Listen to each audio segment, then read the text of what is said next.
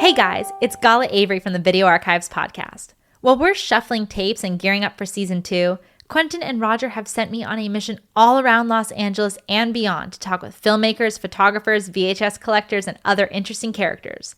What are we going to be talking about? Well, that's up for my guests to decide. On The Gala Show, guests have 30 minutes to talk about whatever topic they want you to know about. Filmmakers like Josh Miller will tell us how he found his tribe, while writers like Larry Karaszewski will let you know what he considers to be a true LA movie. VHS collectors like Connor Holt make an argument for the genre of pirate movies, while writers like Josh Olson are going to let us in on what he considers to be right-wing cinema. Actors like Peter Hyams will share his love of outsider art, while animators and cartoonist Sierra Nielli will reminisce on his experiences of growing up in a Philly pizza shop and how this time in his life influenced him to pick up a pencil. So, join me every Thursday for a new guest with an entirely new topic. The Gala Show premieres October 26th, available wherever you get your podcasts.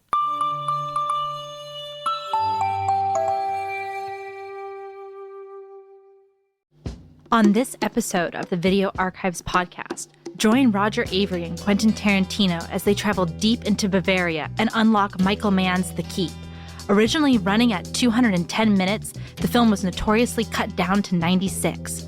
Roger and Quentin discuss the excitement of Michael Mann as the up-and-coming writer-director of the time, his influence on future filmmakers, their excitement of seeing his second film, and where it all went wrong. Next, join us at the museum as we dig into Peter Hyams' 1997 film The Relic.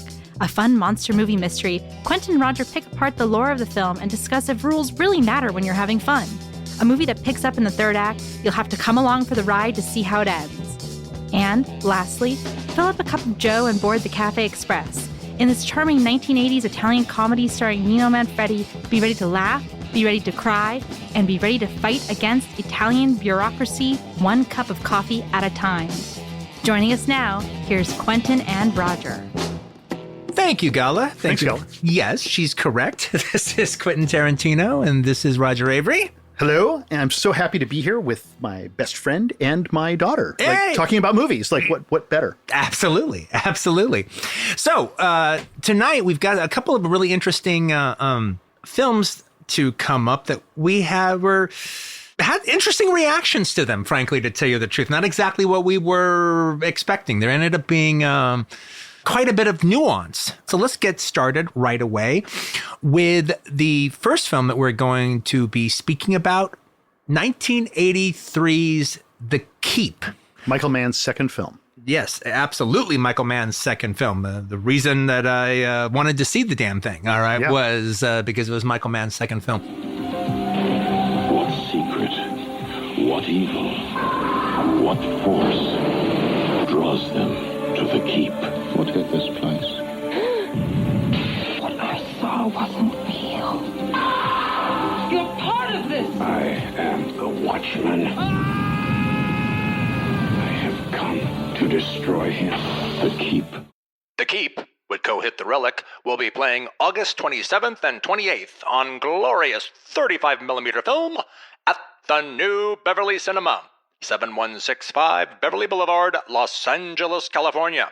For further information, go to thenewbev.com. The New Beverly Cinema. Always on film. Okay, this is made it for Paramount. It's a Paramount home video.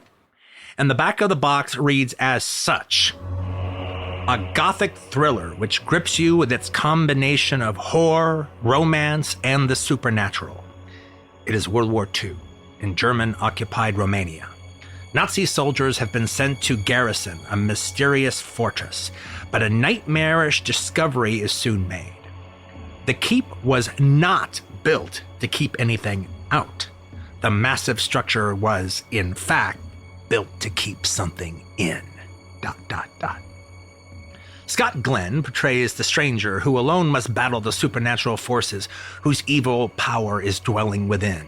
Ian McKellen is the medieval historian Cusa, dragged to the keep to unravel the mystery behind its gruesome killings. Alberta Watson stars as Cusa's devoted daughter, Eva, who falls in love with the handsome, heroic stranger, Scott Glenn. And that's the back of the box. Paramount Home Video. Paramount Home Video. Almost all serious film fans out there, as well as film critics. When Michael Mann came out with Thief with James Caan, he blew our minds.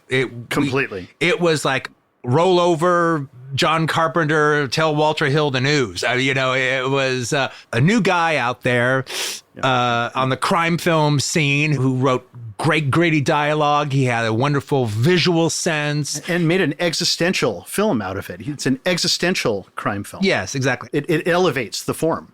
It does elevate the form. And one of the things about Thief is it was the only one of the crime films that came out within like a 3-year period that it had the same resonance of a crime novel.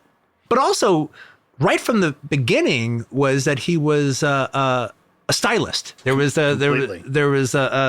an orchestrator involved. There was a director involved. Yeah, and it would be a lie to say that Thief wasn't like a massive influence on me whenever I was thinking about Killing Zoe. When I was designing all of the bank drilling stuff, I was literally both, I wouldn't say standing on the shoulders, more cowering in the shadow of Michael Mann. Well, Michael Mann actually affected a lot of directors. I mean, everyone heard about after the fact that he just kept a water truck on his set all the time, just to constantly wet down streets. Yeah. And then all of a sudden that became the thing for directors to do.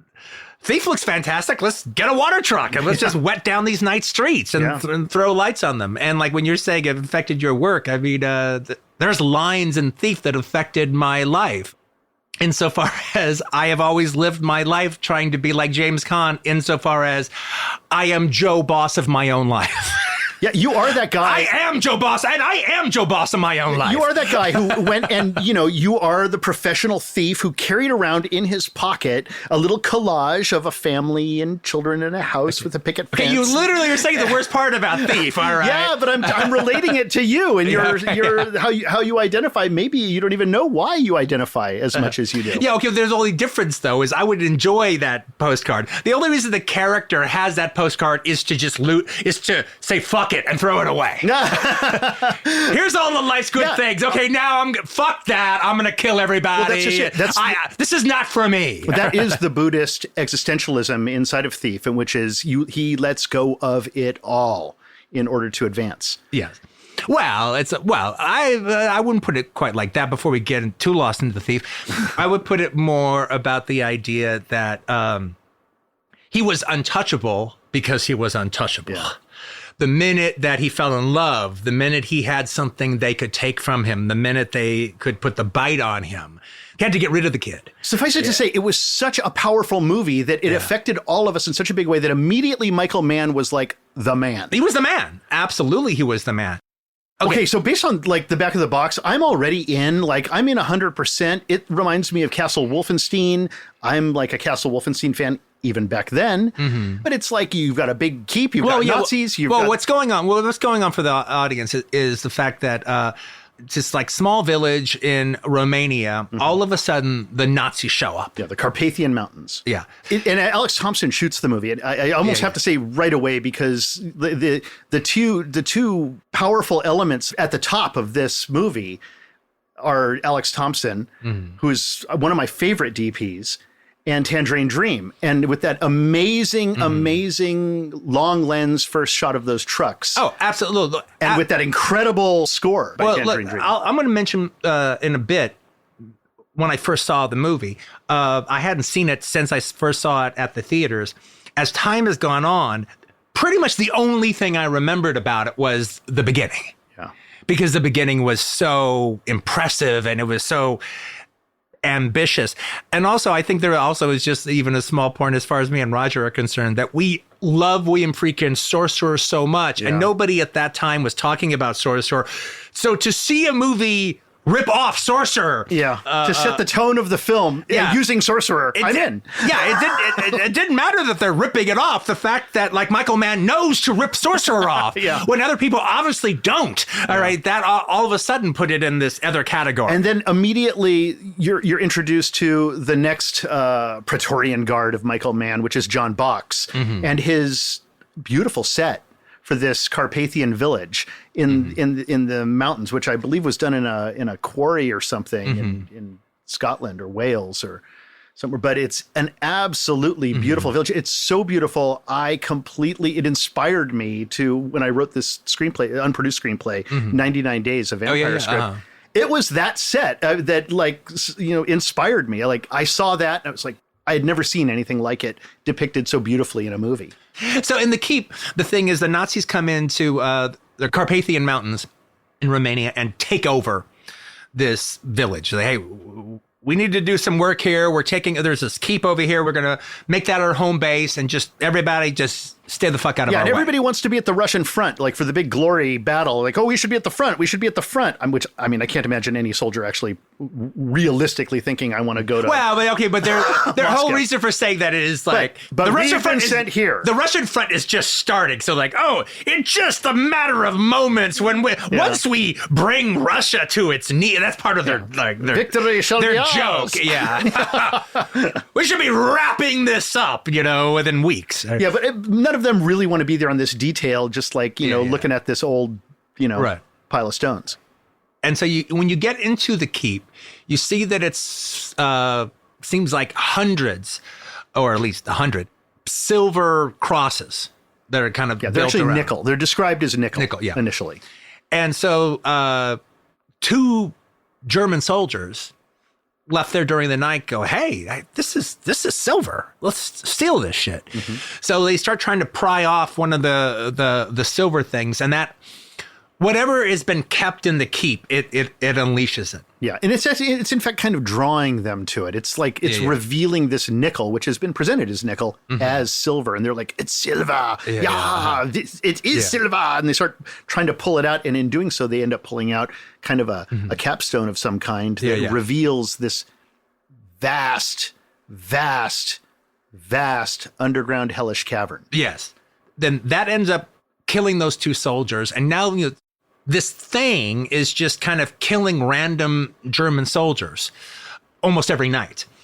And so Jürgen Prochnow, who's in charge of the Germans, first they think it's resistance people fighting amongst the Romanians. And so they're threatening him with this and they're threatening him with that. And he's playing supposedly kind of the good Nazi, sort of like somebody who would have been like in the Navy or something like that. Who's sort of like, more the Luftwaffe kind of guy. Yeah, sort of a traditional...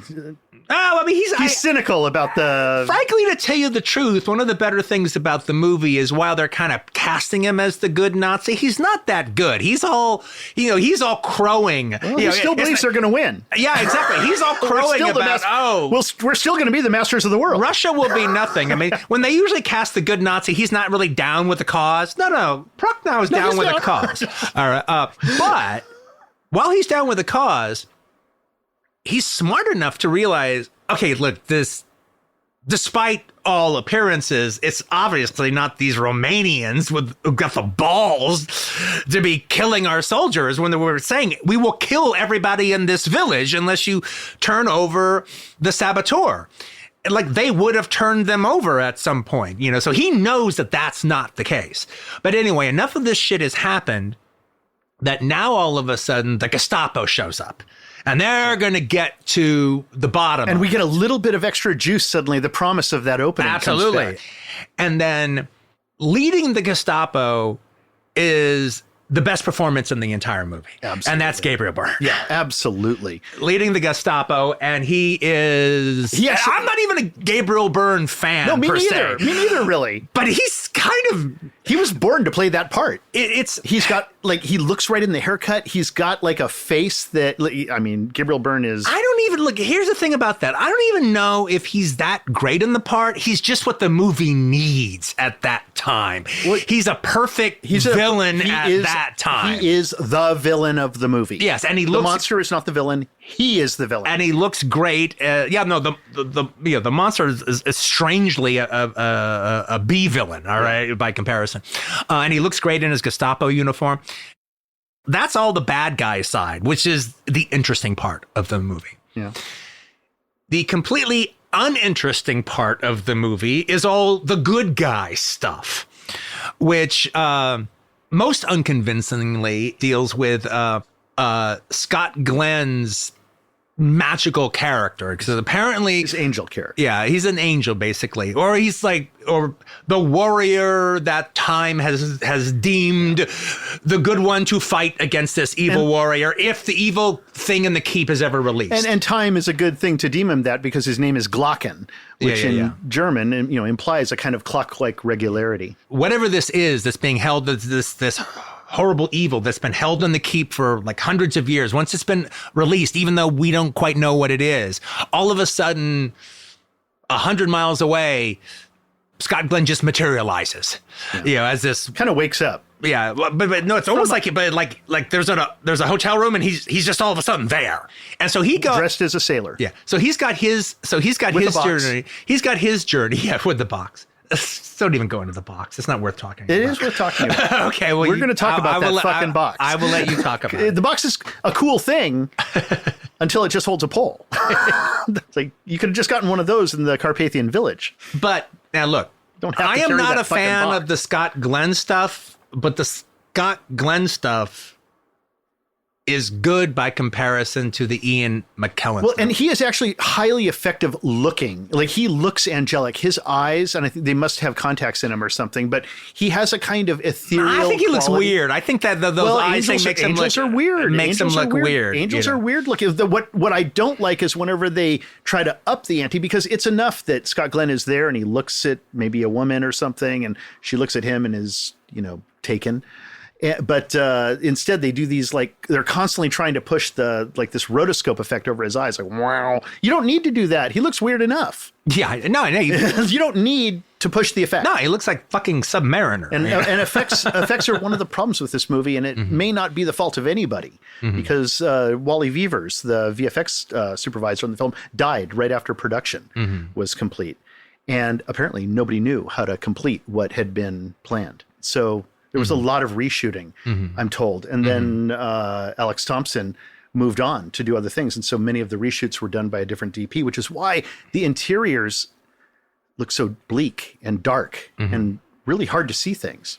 Alex Thompson's one of my favorite DPs. And for the movie to suddenly get murky and weirdly lit with odd lighting sources that... Well, the whole movie... Yeah. Well, You're bringing it up as if odd lighting sources develop in the last 45 minutes. The whole film is set up with, like, there's no structure or where this light is coming from. Not only that, they even have that one light that they put every actor to stand in. Stand in this light. Stand in the way of it. We're going to be backlit. Jürgen Prochnow sits in it. Okay. Then when Gabriel Byrne shows up, he sits in it and has a scene almost as if just to sit in the light. Yeah. Well, he has to find its light. But where the film, I think, really goes bad is all the stuff that deals with the villagers. Because the minute that Robert Protsky, who plays the priest in the village, the minute he shows up, looking like Orthodox priest, like a Catholic priest, looking like Leo McCarran, all right, with a phony brown wig and a phony brown beard. Whatever reality you had about the Nazis coming into the village and taking it over is destroyed. And then they start talking, and you don't buy the way the villagers speak or the way they talk. Well, and they don't really ever design a life in that village either. No, you buy the Nazis. You just don't buy the, literally, Gabriel Byrne is so convincing and so commanding in his performance. Well, frankly, and then you have all these. It's actually one of the big problems with a lot of World War II movies is when they have these little villages, because they spend time on the tanks and doing this and doing that, but they don't spend time on those villages. So every place just seems like they're taking over Brigadoon. Yeah. And with just like crappy extras hanging around. So the thing is, in Dachau, they have a medieval professor played by Ian McKellen and his daughter, who are the ones that know what's going on as far as about the keep is concerned. So when the Gestapo is demanding, we need to know things, he goes, well, the two people that know about the keep and are the world experts, you have them in Dachau. If you send them over here, they can straighten us out. So they send them over there.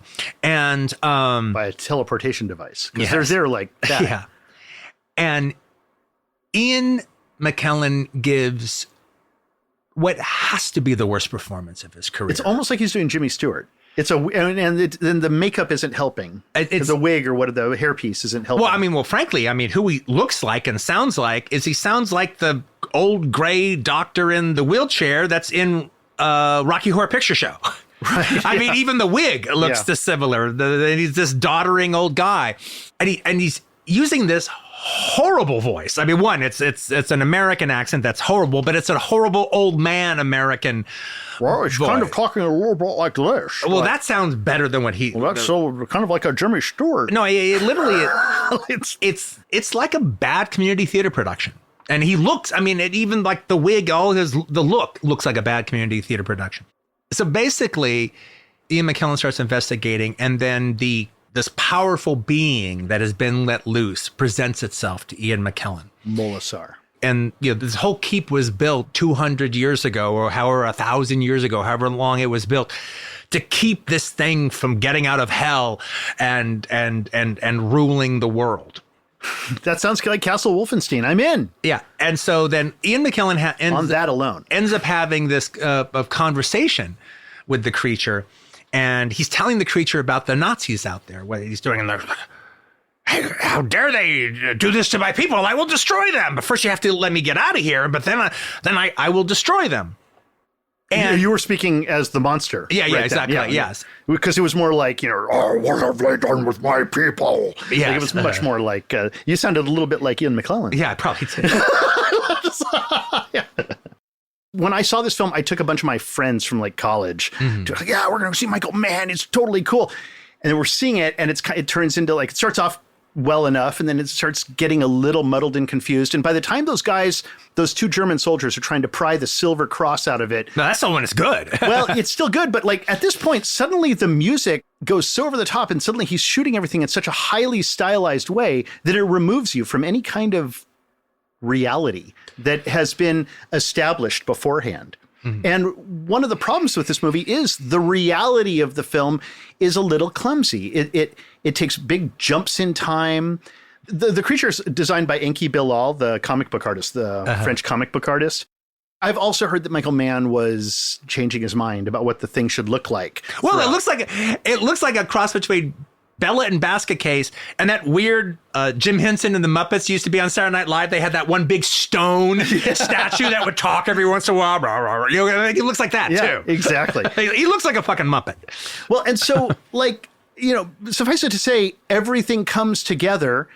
And then we're kind of introduced to the logic of the movie. And this is where I really started breaking it down, because it's just like, it just felt like they were making it up as they went along at this point, which I kind of think they might have been. There's this amulet that's holding the monster in the cave, and the monster needs a human servant, which is going to be the doctor. Yeah. And because they're sort of a confederate, because the monster or the creature, Molasar, is supposedly some kind of. If you let me out of here, I will wipe out the Nazis. Ancient Judaic demon of some kind. No, it's the part that works, and what damns the part that doesn't work is the fact that the monster actually is a golem. Well, he gives himself into the golem, which makes it sound like the Ian McKellen character should be more of a rabbi than the scientist guy. Well, that would make a lot more sense, because like when you go back to Rabbi Lowe, who was the one with the original golem, and pulling the shem out of the mouth, because I had a problem originally with the. I'm just going to say the ending of the movie, so fast forward if you don't want to hear it. But, Ian McKellen has a change of heart. And I just didn't buy his change of heart. The golem is used to basically protect, the Jews from the anti-Semitism of the Holy Roman Empire at that time, of Emperor whoever who was running everything. And he actually, when he sees the golem growing and getting bigger and bigger and bigger, he realizes it will grow so big that it will overwhelm the world if he doesn't stop it. And he pulls the shem out of its mouth, which is the magical name of God written on a cloth or paper, and that ceases it, and it turns to dust. And so I think what he's trying to do is he's trying to kind of mirror this choice.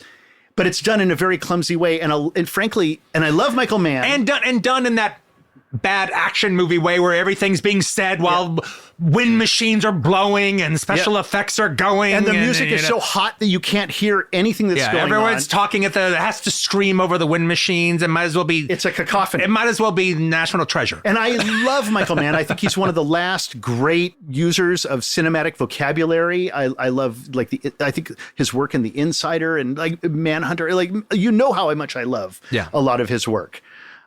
This was crushing because I took all my friends to go see this movie. To even say the name The Insider in the same sentence as this movie just shows the dichotomy. I mean, it almost seems sacrilegious to bring up a real movie like The Insider in comparison to The Keep.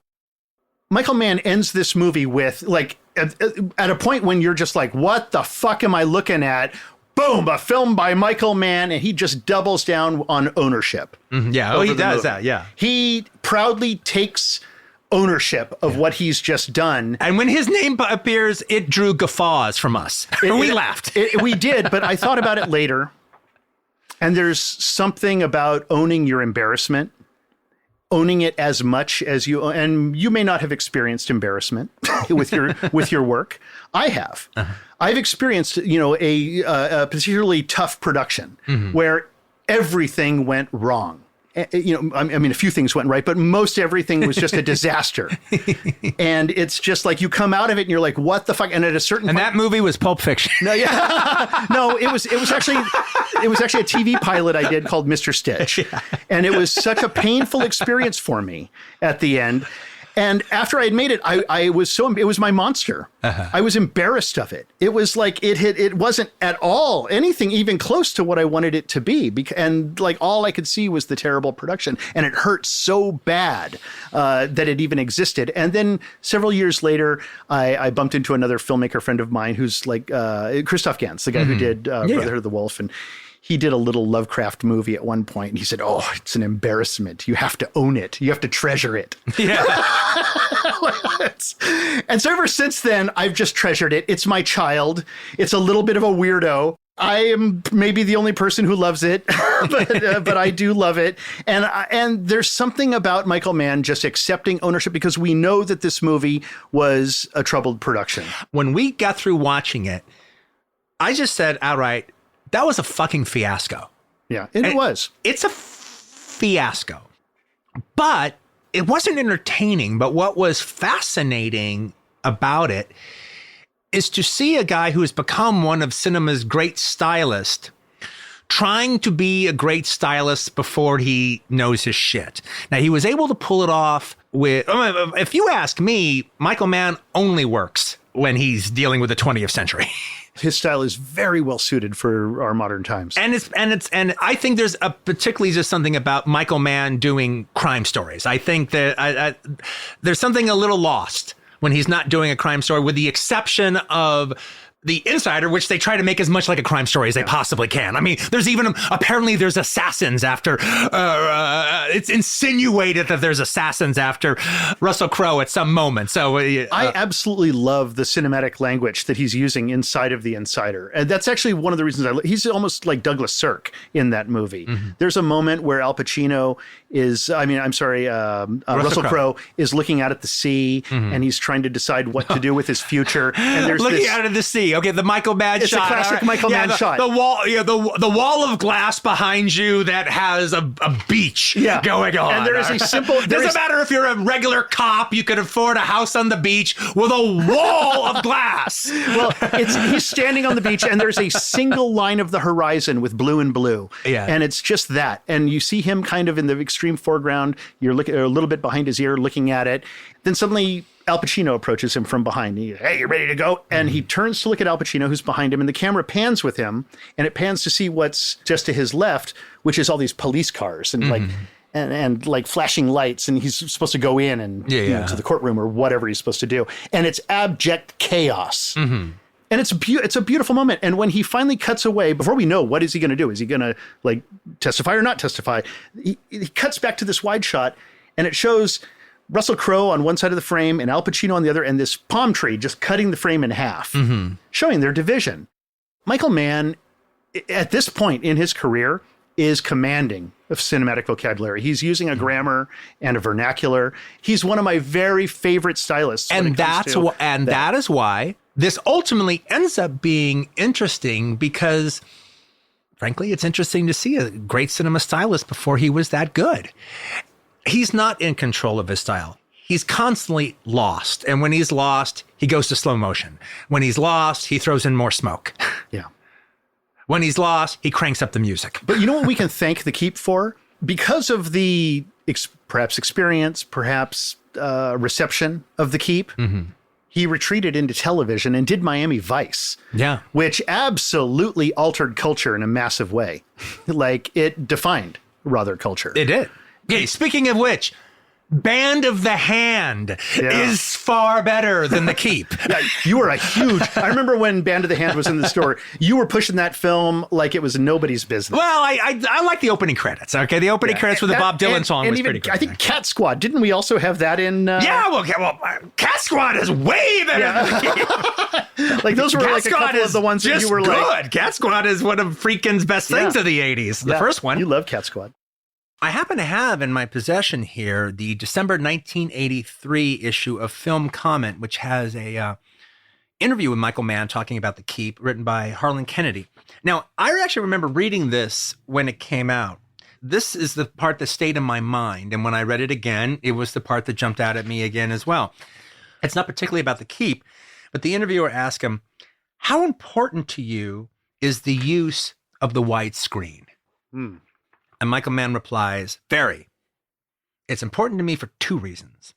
One, because this is an expressionistic movie that intends to sweep its audience away, be very big, to have them transport themselves into this dream reality. So they're in those landscapes.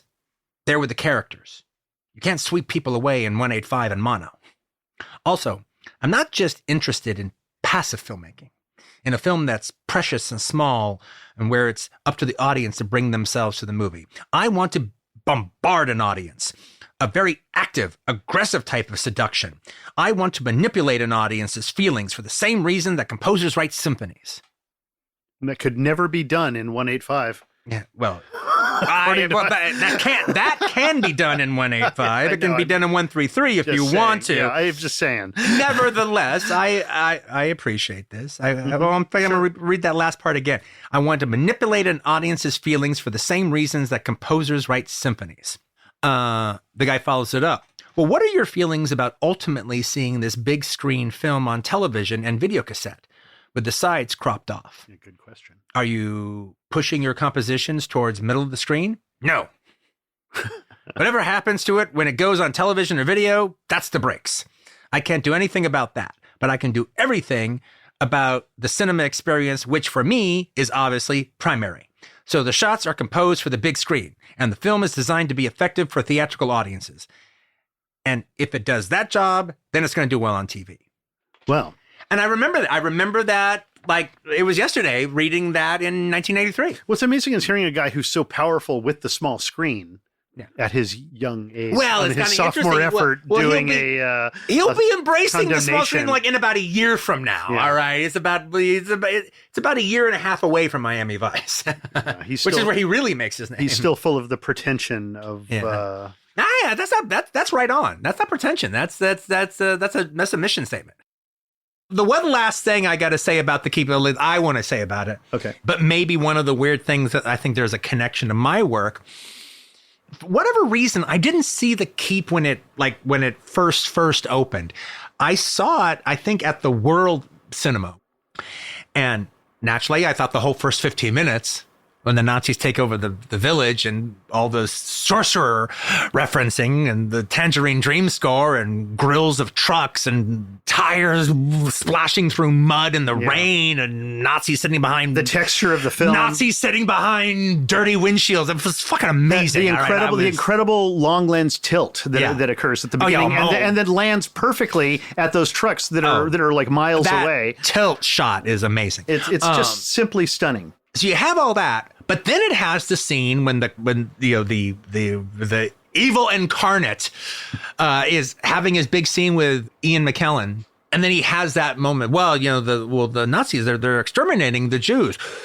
They are. Who dares humans do this to my people, I will destroy them. And then he's like, yes, that's exactly what we want. Well, that was exciting. Yeah. I couldn't wait for that to happen. That was the interesting dynamic of the movie. And then naturally, that never happens. Yeah. Of course it never happens. That's a real movie. That would be fantastic. That never happens. But the effect of that, and then just a little movie you make in your mind of what that would be, was not lost on me for Inglourious Bastards. There is this, from the moment I saw that scene, a little seed was put in me that someday I should make a movie that delivers on that scene. Wow. And I did. Hey, did you know that Mayfair Games made a board game out of this?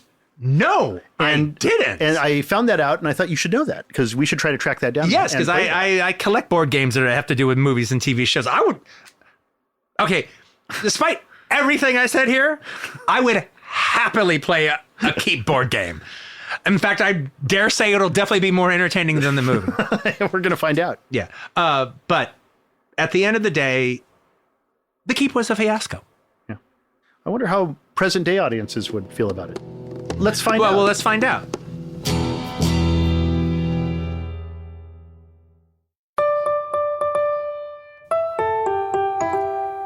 Have you ever wondered what the lead singer of Smash Mouth, Zach Goody, feels about new versus old guys in music and cinema? Or how photographer Toasty Cakes makes his cinematic discoveries? What about the opinion of Rotten Tomatoes editor Jacqueline Coley and what she considers to be the new Hollywood shift of the streaming era? Join me, reporter on the beat Gala Avery, as I get to the bottom of these very questions. Starting on October 26th, I have a new guest on the mic every week. Yes, every Thursday, hear your favorite filmmakers, photographers, actors, models, and more talk about a topic that is near and dear to their heart that they want you to know about. You'd be surprised at what people are interested in. The Gala Show premieres October 26th with new episodes every Thursday, available wherever you get your podcasts.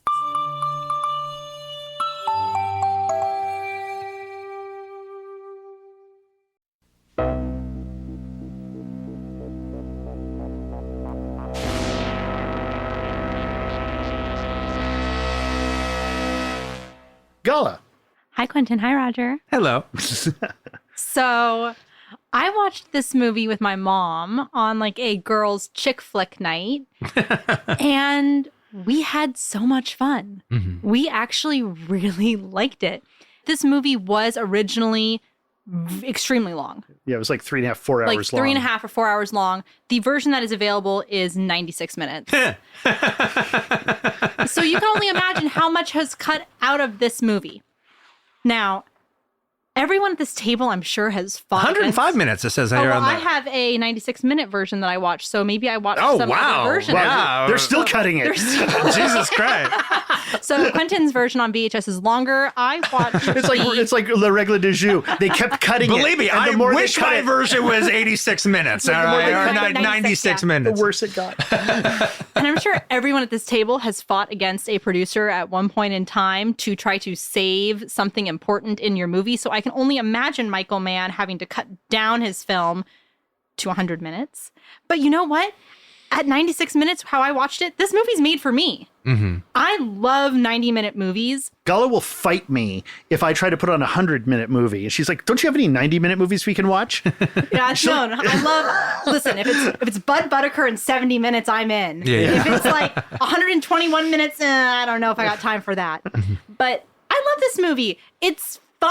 I don't really care if the rules make sense or not. Because I'm not here That's to... That's my least problem. Yeah, I'm not here to That's my biggest problem. Like when Scott Glenn goes into the cavern, like the whole premise of it is that pole in the box is meant to hold the flashlight, which is the amulet. Yeah. But was he supposed to actually go into the very bottom of that thing, retrieve, knows? Who and cares? and then fight the creature with that? I mean, It makes no frankly, sense. I actually kind of like that because that just shows what a piece of shit we've been watching all along. It's the reveal. But you know, Roger, it's really funny you say that though, because You you mean always or me? No, you. Oh. I'm going to call you out because it's really funny. You always tell me logic in a movie, plot doesn't matter as long as there's story. As long as it's interesting. As long as it's interesting. I'm having fun. I'm watching the entire time. My mom is actually watching the entire time. So yeah, I had fun. I like the atmosphere of the movie. I love So like when the sex scene happened, you and it was like chick flick time. You guys were together. See, I went and saw it with my mom, and I actually thought that was a very tasteful sex scene. See, I went with my college friends, and like suddenly the movie went haywire with music, and it was like suddenly it was like a Who concert or something. And then tasteful is not what I'm looking for in a sex scene. All right, maybe you're not watching a movie with your mom, Quentin. That's true. Okay, Yeah. but all the jazzercise angles that they keep doing as they're doing their Quentin, there are 108 crosses in the film. 108 is a spiritual number. It's also the amount of stitches on a baseball. Oh. It is the Japamalas Buddhist Hindu prayer beads. It's the number itself is all about attaining a goal. There's only one thing I don't like in the movie. There's a few things I like. Like, I love Gabriel Byrne. I think he's really sexy in this. I hate to admit that. Yeah. But I think he's really sexy. I actually You wrote think it down the Nazi here. is sexy? That's no. disturbing. Nachi thinks Gabriel Byrne is sexy. Gabriel He's Byrne- Irish. He's Irish. You think the Irishman is sexy? I don't think the other guy is very sexy, but his line, there are only two doors, one in, one out, and the one out is a chimney, is such a chilling line that you know that he is the villain of the movie. Oh, he's in the right movie, and he's not given a proper villain's death. He just kind of dies. It's the muddledness of the movie. The movie obviously thinks that the creature is its A villain and Gabriel Byrne is its B villain, but us as the viewer, we want the creature to be killing Nazis, and so therefore the creature is barely registering. All right, it's Gabriel Byrne is the villain and the best performance in the whole movie, so he's the only one we're really truly following. Yeah. But the only thing I really did not like in this movie was the relationship between Ian McKellen and his daughter. It was really creepy. I don't know how to describe it, but the way that they were touching each other and like how he rubs her back when they hug each other reminds me of when she's having sex with Glocken. I can't describe it. They almost are gonna die. I mean, there are scenes though where they're not almost gonna die. They're fine. He's rejuvenated himself and he's in the keep and whatever. I mean, yes, he's gonna maybe die eventually. Everyone dies, but that was just the only uncomfortable part of the movie. Besides that, I love the movie. But yeah, I picked mine up. $40 Paramount VHS. I think we got the same one. Yeah, we have the exact same one. Oh, good. And Video Archives picked up theirs for $69. And anyone out there in podcast land, you can find this movie all over. It is everywhere. Except if you watch it on Amazon, the quality of black is terrible. And by the way, that quality of those blacks were shot by another DP other than Alex Thompson. Just a reminder. And that is The Keep. And now we're on to the second film. And it is 1997's The Relic, directed by Peter Hyams. The great Peter Hyams. The I Do It All Peter Hyams. From the producer of Aliens and Terminator 2. 33% Homo sapien. Part human? What are you talking about? Gradual extinction of the human race.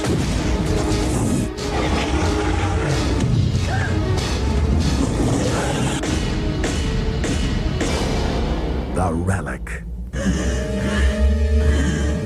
Rated R. Starts Friday, January 10th.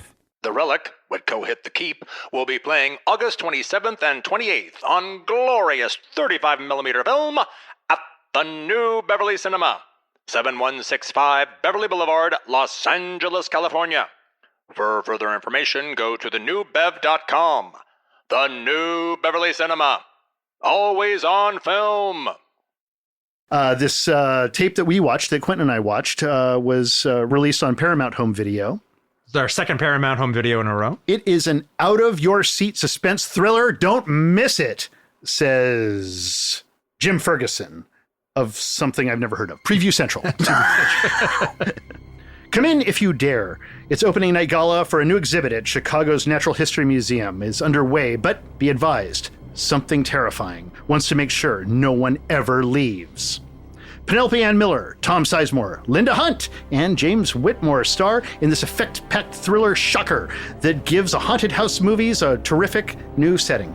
And the non-human star, brought to head-ripping life by Jurassic Park Oscar winner Stan Winston, is something no creature fan can let slip by. And then there's a number of quotes on the back of here. The creature can hold its own with Alien, writes Chicago Tribune critic Gene Siskel. Okay, that's going too Yeah, far. yeah. I mean, drastically too far. It holds its own. Does it? Does it really, Gene? Sorry, Gene. Yeah. That's beyond the pale. He doubled down and said, when the last reel begins, the special effect is truly awesome. Let the panic begin. A thrill ride. We like this movie and we don't agree with that. Especially the last reel. Had you seen this movie? You'd seen this movie before, Yeah, I'd right? seen it before. I saw it when it came out. I saw it when it came out. Where'd you see it? Where did I see it? I think I saw it at the Galaxy. Yeah, that makes sense. Yeah, that makes sense. It sounds like a Galaxy movie. I think I saw it at the Galaxy. Then we screened it at the New Beverly, and so that I got a copy of the print, and I just screened it myself. I go, wow, this is a lot better than I remember it being. This is pretty goddamn good. So that was about 6 years ago. So I hadn't seen it in about 6 years. So this is like my third time seeing it. The thing that's crazy about it is to describe the plot would sound just exactly like The Keep. It's The Keep. Worse. It's The Keep without Nazis. Yeah. In a museum. What's good about both of them are the two opposite ends of the spectrum. What's good about The Keep is Michael Mann's ambition. Now, he's not able to fulfill his ambition, but the film is just full of ambition. We watched that horrible... The promise is there. We watched that horrible Leviathan the other day, which we were hoping we were going to really like. And we watched Leviathan. It was terrible. It actually started giving me bad feelings about other movies. No, we watched it right after The Keep, and it actually tainted The Keep. Not The Keep. The Relic. The Relic. It actually tainted The Relic a little bit, all right? I wish I hadn't watched it there. But then you asked the question, like, okay, well, which is better, The Keep or Leviathan? Oh, well, The Keep is drastically better. There's no comparison, because Michael Mann is trying to do something. Now, what makes The Relic interesting is, frankly, its lack of ambition. What's neat about it is all the studios, part of their schedule that they do every year is they make, at least back then, they would make 2, 3, or 4, or 5, or 6 horror movies. It would be cheap movies for them, but they would look pretty good for, especially compared to the straight-to-video junk that's out there. The only analog today is Blumhouse, and those are just so cheap that they don't have the high-quality production value of something like The Relic or The Keep. And the thing about it is, like, so the studios will make this. They're not going to win Oscars for this, but they figure that they'll make a monster movie, or they'll make a devil movie, or they'll make a supernatural horror film. They'll pick a week where there's not a whole lot going on, and then they release it, and then maybe it wins the weekend, and then it does okay the next week, and then after that it's done. And then it's now just send it out on DVD and sell it to theaters. It's part of that year's slate. Yeah, and then and it's done by the studio to just service an audience and make some quick cash. So that's what The Relic is.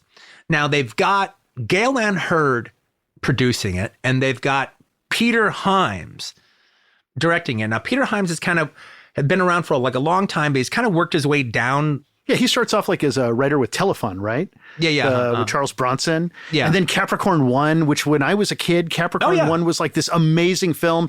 And then it was like, boom, this guy was like the studio guy who would come in and give you a really good... Well, I mean, I think Peter Hyams in the 70s is one of the most...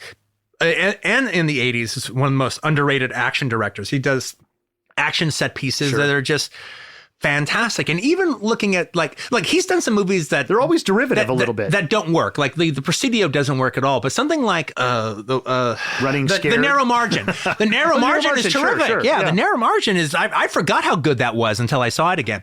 But by the end of the 90s, he had kind of he had just done the 2 Time Cop and Sudden Death. Again, Sudden Death is pretty good too. And maybe Sudden Death was right before this. No, Sudden Death. Yeah, I think Sudden Death is what I'm guessing is what was right before this, and that's a really good Time Cop. It's one, of and those. that's a really good. Well, Sudden Death definitely came after Time Cop, and Sudden Death is a really good Die Hard ripoff.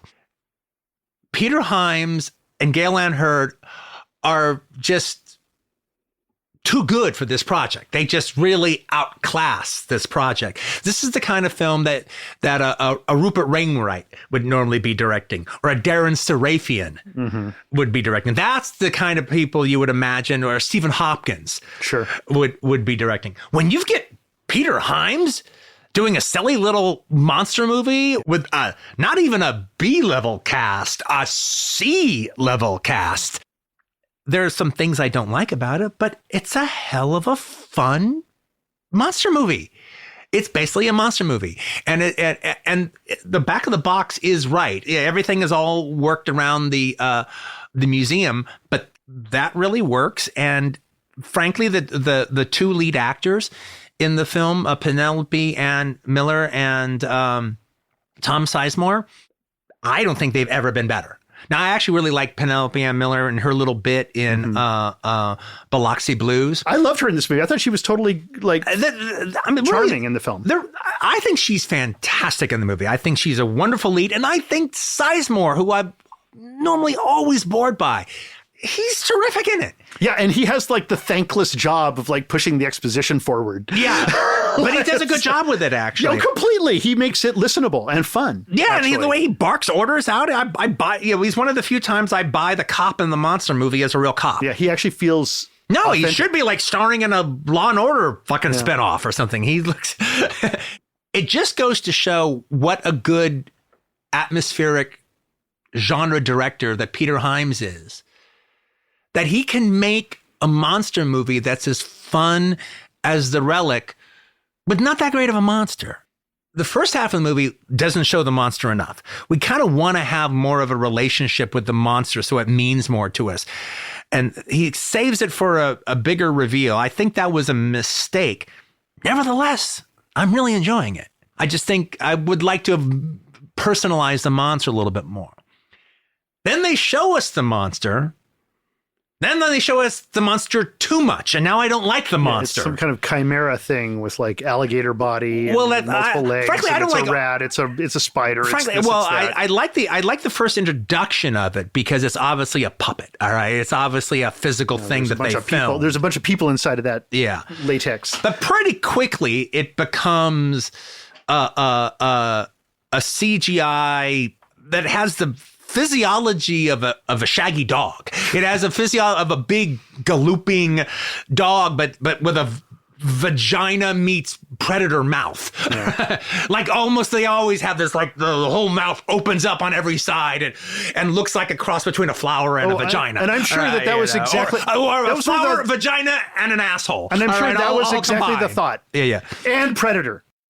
When it comes to monster movies, how the monster got there or who the monster is or how the monster was generated, whatever, I'm pretty easy. You don't need to really sell me on that much. Just keep it simple. Yeah. Keep it simple. I mean, if all of a sudden there was just a beast in a box that they opened up, I'm okay with that. Yeah. I don't need a whole lot of shit explained. Now, they explain a bunch of stuff that if you take their explanation all the way, it doesn't add anything to the movie. It's just confusing. Nor does the setup work at all. It doesn't really. The setup really doesn't work. And then even the whole concept of the creature is this one guy that used to be the explorer, and the insinuation that Penelope Ann Miller once had a relationship with him, which is very obliquely delivered, so completely obliquely that it's like. But then they keep in the last 20 minutes they keep hitting on it a couple of times without ever saying it. Yeah, but that's meant to be evoked. Didn't need it. Didn't want it. Literally, the simplest explanation of the monster would have sufficed for me, and then I wouldn't have asked any more questions. Well, here's what I was able to get from it, because the beginning of the movie is really wonky with its mechanics of the explorer guy who's sort of like William Hurt in Altered States. Yeah. He's down in South America somewhere. Like Peru. He's searching for something. He's taken something weird. He flips out, just like William Hurt does in Altered States. Cut to a ship at the docks in, Chile or wherever this was. And he's running around the docks trying to stop them from sending the whatever he's collected to the New World. Whatever he's found. Okay, so already I'm like, wait a minute, something's missing. Like a scene is missing or something's missing. He gets on the ship, supposedly to find the stuff to get rid of it. And then we are next shown, story-wise, cinematically, the stuff has been left on the docks. He got on the ship unnecessarily. But then We get to Chicago. Yeah. They're unloading stuff. They've unloaded not like there's been. Well, again, nothing makes sense. Yeah, I mean, like the rules don't make sense. They try to. There's a time when the cops are talking. They go, wait a minute. So, even this tunnel goes all the way from the pier, like they're coming up with cockamamie ridiculous things. And this movie has tech credits up the wazoo. This is a professional Hollywood production where everybody is doing their job to the best of their ability on a big programmer, which is effectively what it is. But the people who are failing at this point are the story executives, are the executives on the film who are developing the screenplay. There's 4 writers on this damn four, or I thought, were there 6, 4, 5? There were like a bunch of writers, and it shows because it looks like people were just flying in ideas as they went. And then you've got a kind of derivative director who likes to, he has no problem, making Running Scared, for example, as a derivative film or anything like that. He's got no problem with that. And so he's just taken whatever. And so by the end of the movie, when it is both Alien, Terminator, bits of The Thing, like everything is suddenly being thrown in. Well, I mean, that's the thing about the very end is like the end is basically just the end of Aliens. Yeah. All right. And to the point there's like, well, I guess if you're going to steal if you're Galen Hurd, I guess if you just want to do the end of Aliens again, you go for it. All right? And like everybody else in the world has ripped off my movie. Why don't I? And we know that Peter Hyams doesn't care. He's like, great, let's do it.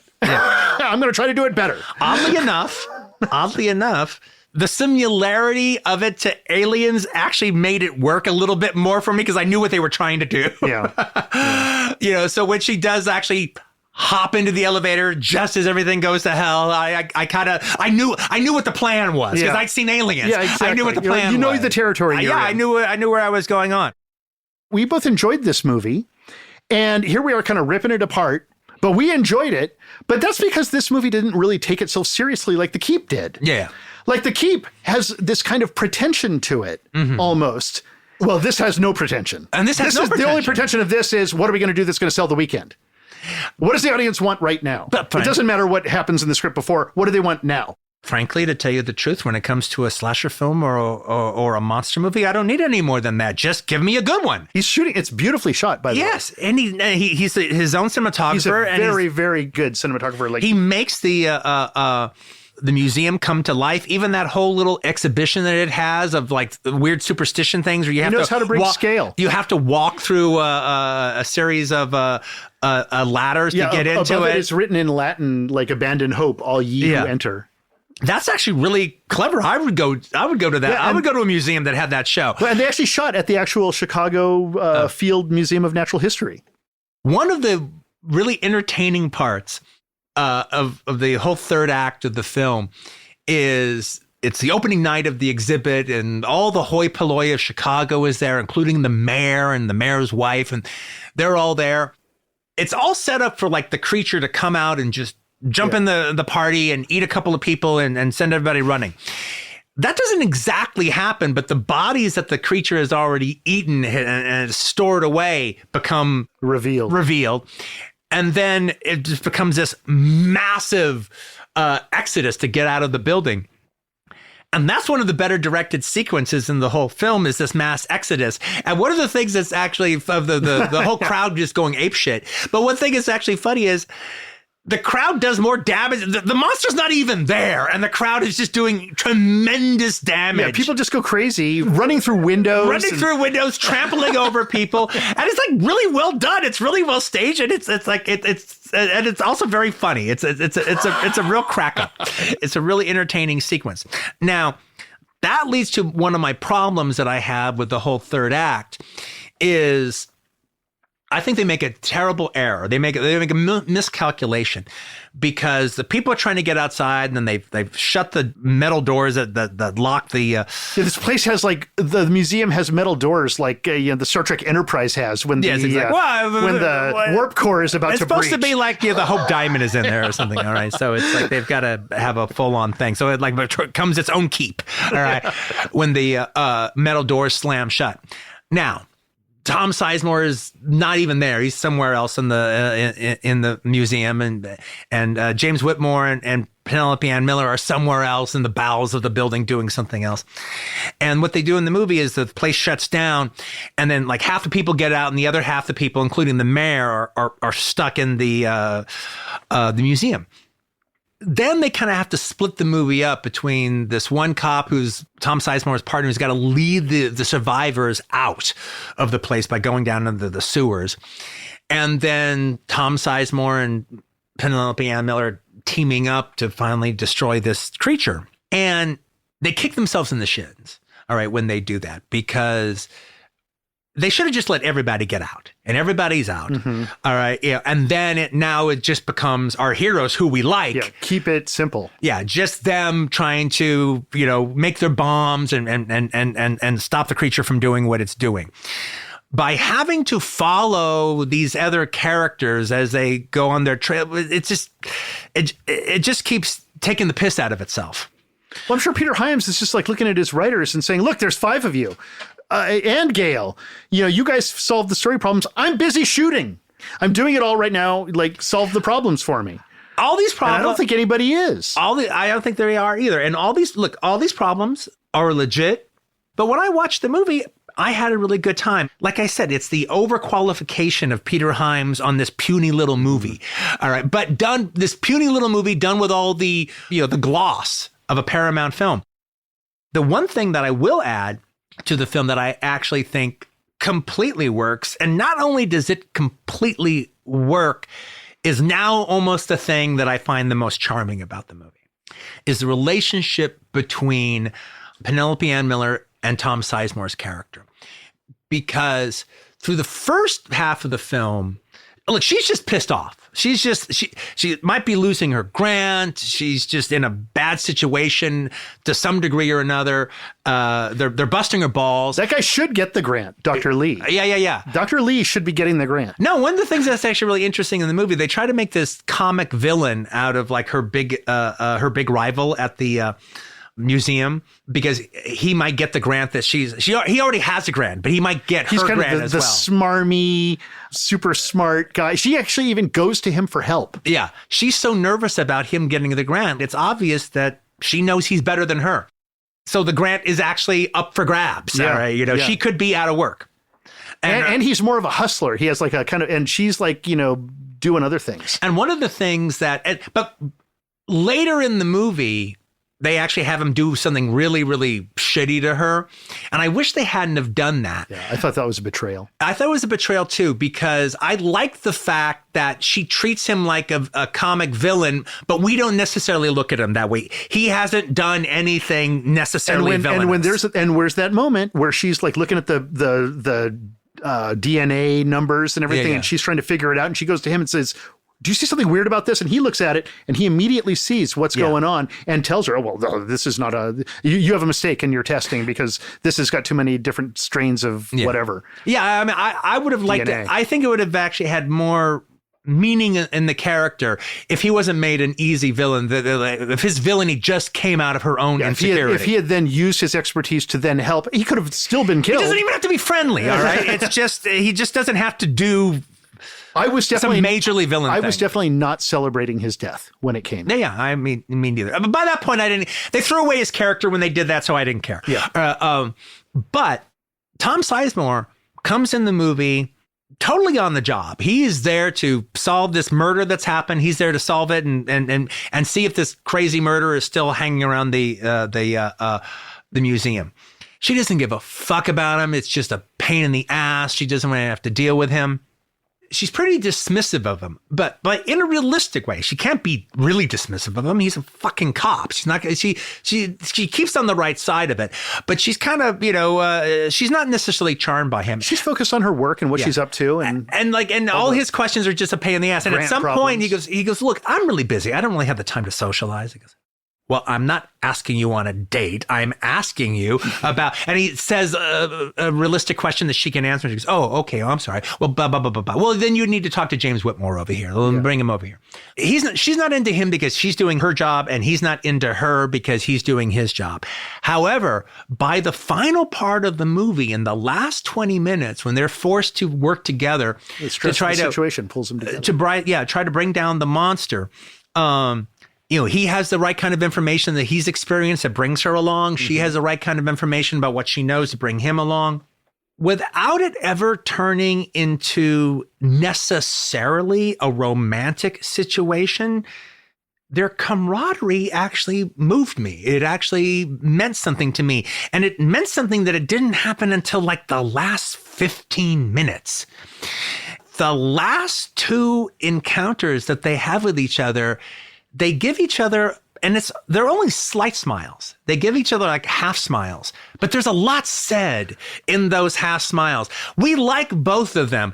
And there's even an aspect that I liked her more when she started liking him. Well, Hyams is balanced enough to know that he's not going to be able to take it all the way, but they leave all the clues there that the audience needs to know. Like, that Sizemore is having a failed marriage. Oh, divorced. He's divorced. That's right. He's fully divorced now. He's available. He's just looking for the girl. He's available. Apparently so is she, because her maybe lover is now a dog creature. Yeah, the lover who she despises is now a dog creature.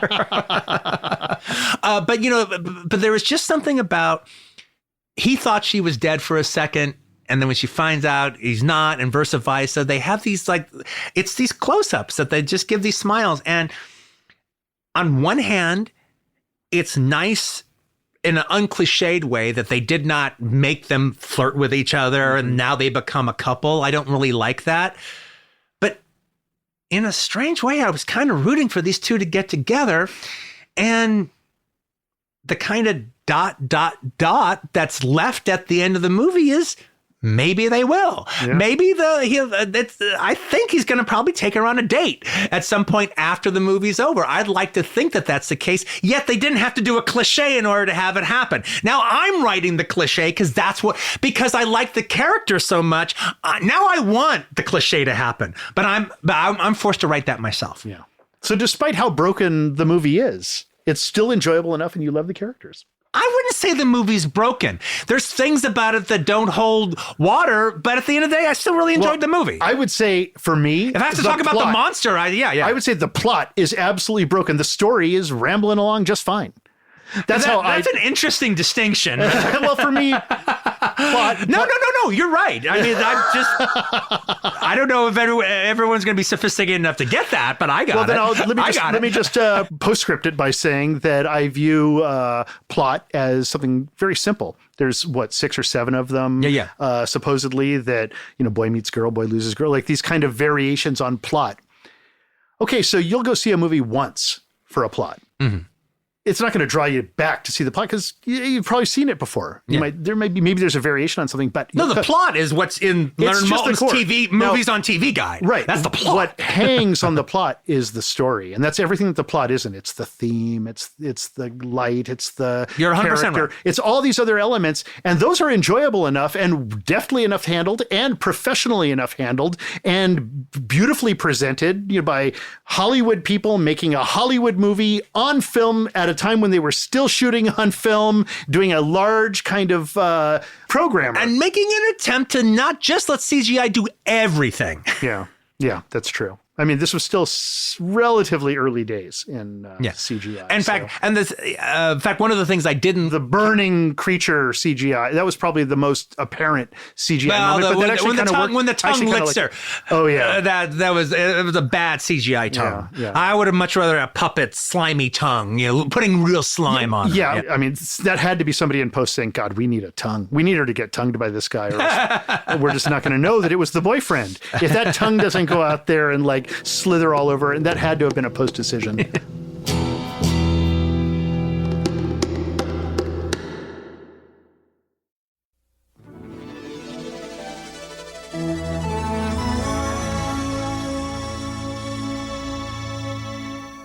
So Gala. Yeah, what did you think? I feel like we watched 2 completely different movies because I love Outland. Mm-hmm. Outland is with Sean Connery is amazing. Another Peter Hyams movie. So I was so excited to watch this movie. On Jupiter's moon, I'm the only law. Don't mess it up, Mitchell. Well, I love. Don't fuck this up, Mitchell. Don't fuck this up, Mitchell. Sorry, I said mess it up. I was thinking the safe version. Well, I love Outland, so I was so excited to watch this movie. But First off, why is this movie so dark, you guys? Like the lighting. I don't know if it's so dark on the VHS tape, but on the digital copy that I watched, it is so dark that sometimes the entire screen is just black. Towards the end. Because it's like the museum when the lights are off, all right, at night. I mean, come on. This movie might have been great if I could see what was on screen. We might be able to say that there is bad compression in streaming and that it doesn't handle blacks really well. His lensing is not too dingy. It's not dim. It's not dim. Just the version she saw was. Yeah, exactly. Forget about seeing it on 35. So on the VHS. On VHS. It's fine. Okay, so on digital, this movie does not hold up. Next, Dr. Margot Green is just so unlikable. This woman who just is running around and just like, I just want the goddamn money.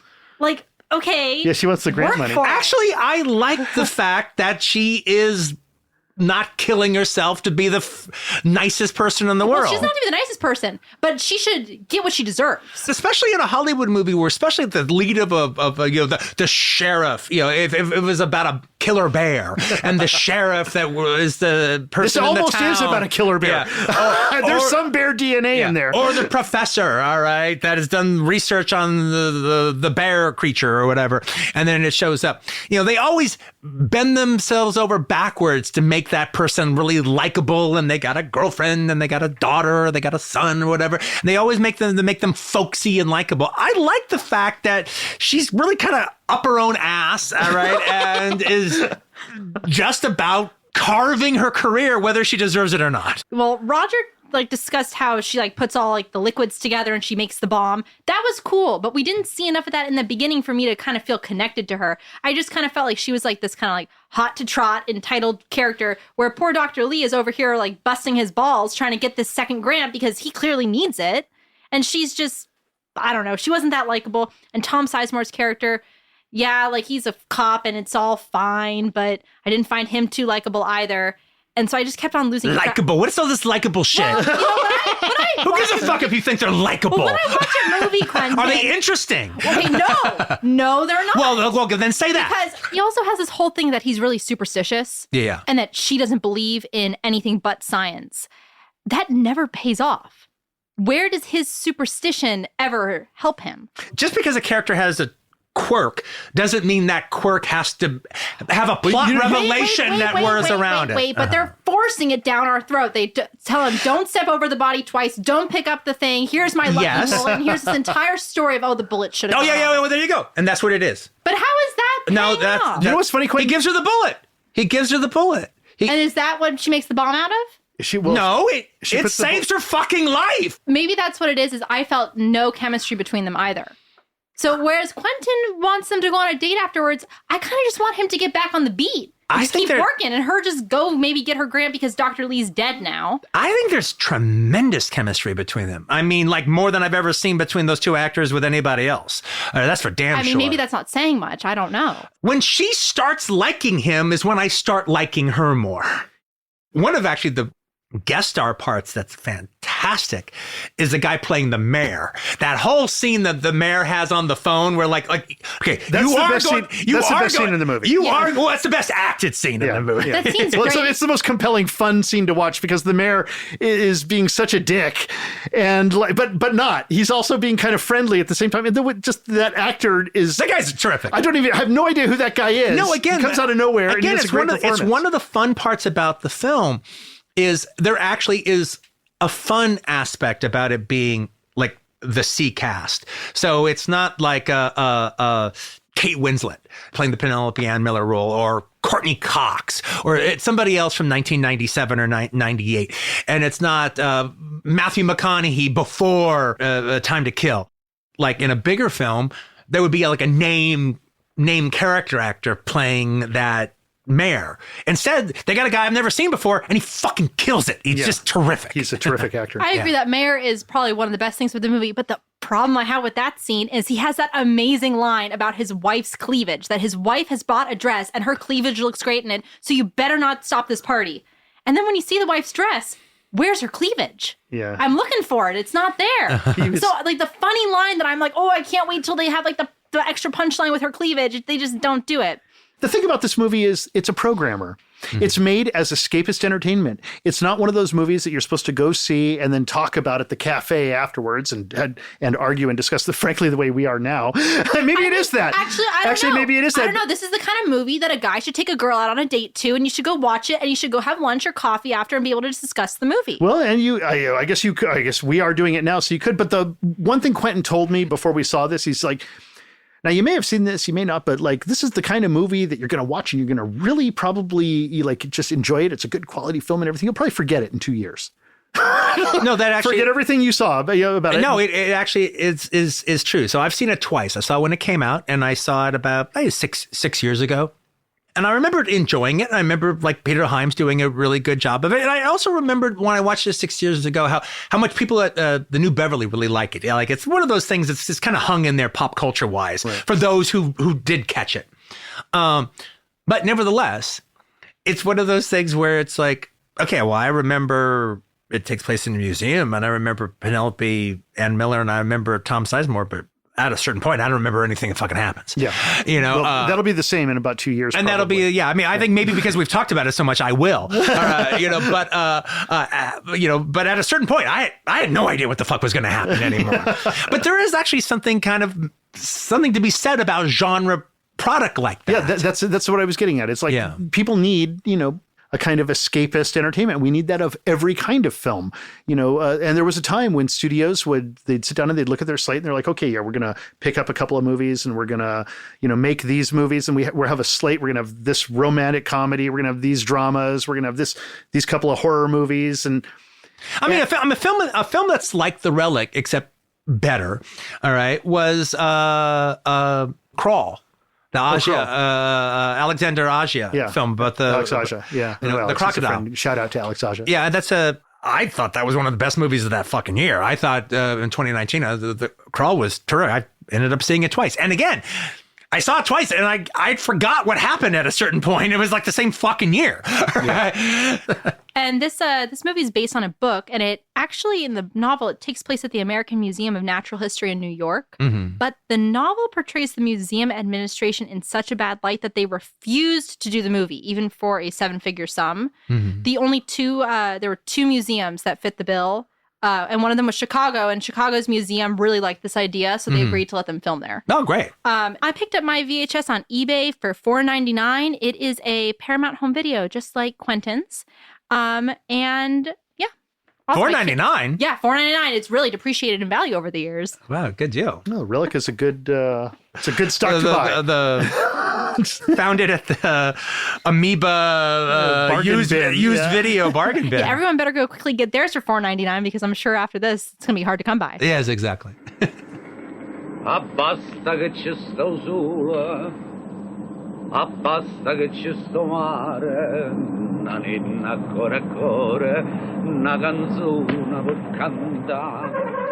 Now, coming up for our third film that we're going to touch base on, which is different than the other two, The Relic and The Keep, because it's not a horror film / science fiction film. Instead, it's an Italian comedy from 1980 called Cafe Express.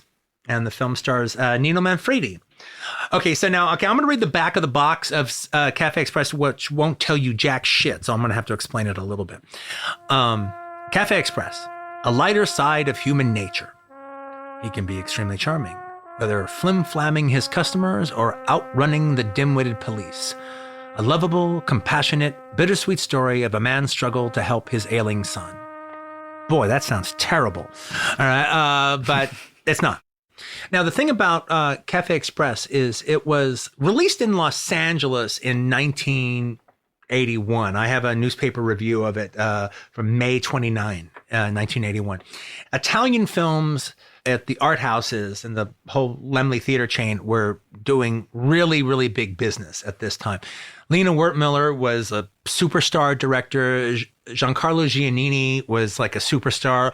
Almost a lot of his movies were getting exported to America and playing in the art houses. And Nino Manfredi had just had one of the biggest foreign film hits of the last few years with a comedy he did called Bread and Chocolate.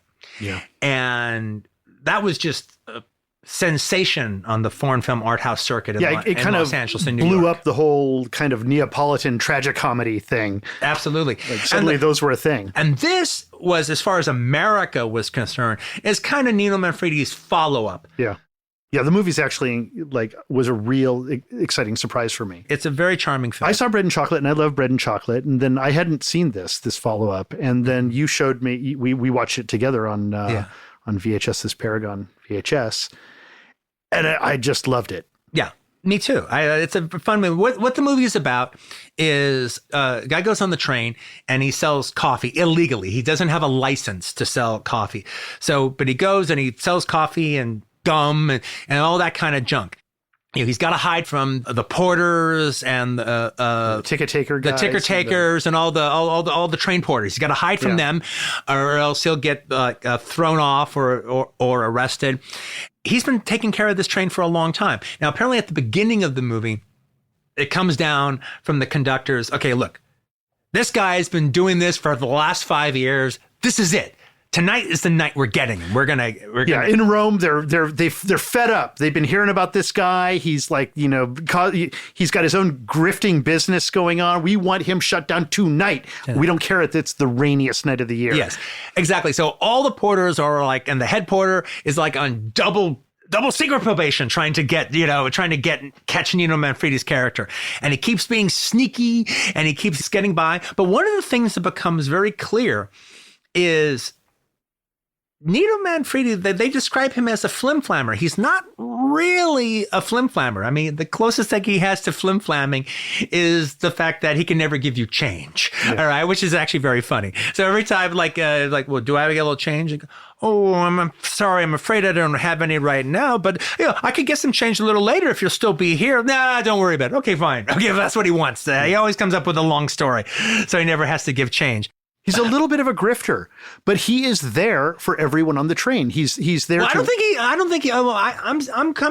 I'm disagreeing slightly. I don't think he is necessarily. Look, he's got his own little. Well, he's running an illegal operation. Let's put it that way.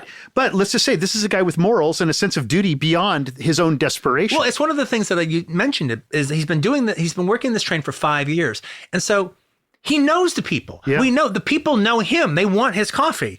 And his wake up service. And they want. That's really interesting. His little wake up service. He knows. In this car, in this compartment, this person is taking a nap. I'll wake him just before the thing with a cup of coffee. He's got it all down.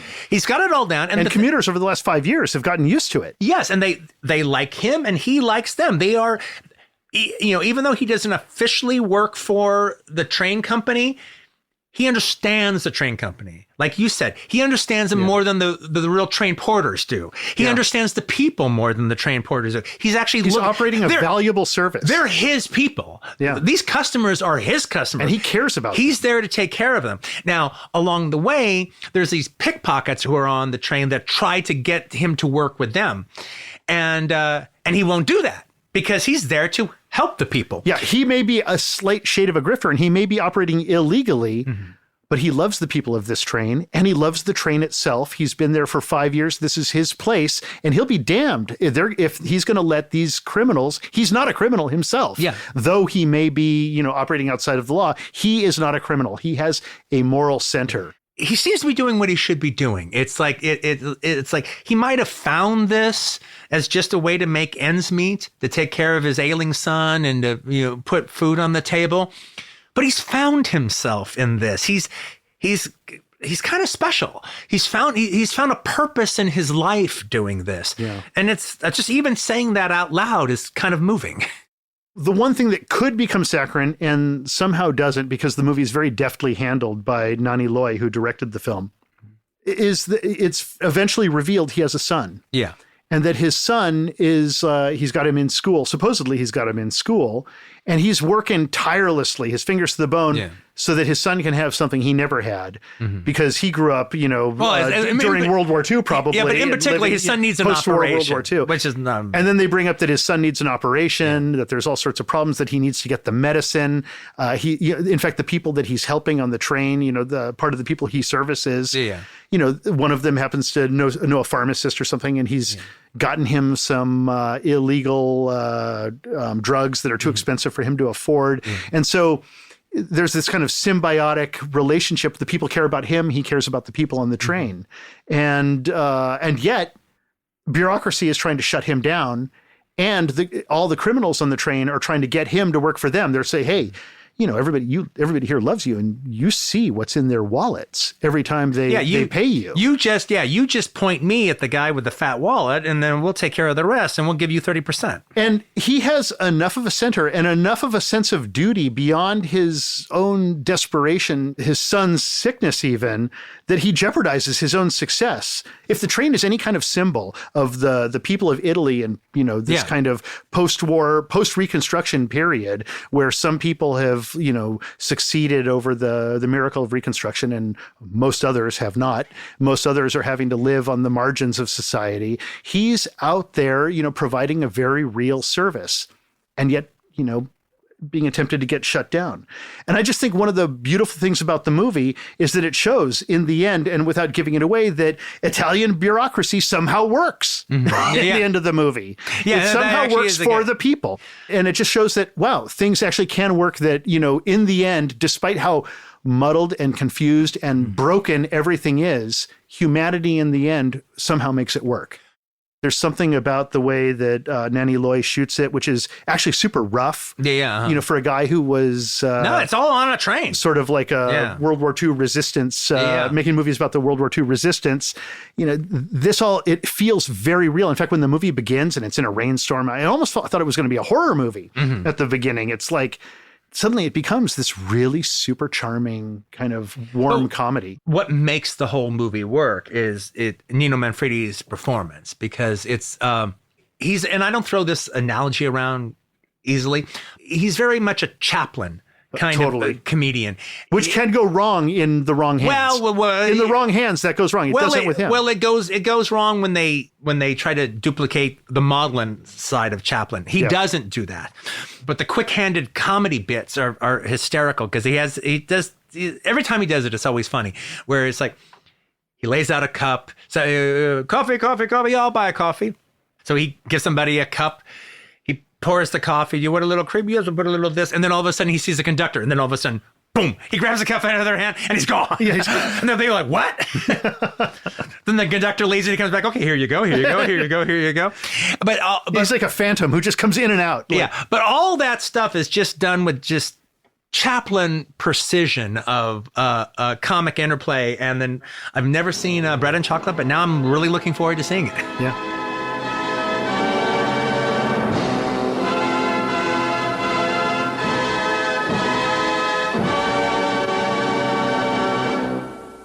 Gala, did you see it? Yeah, what did you think?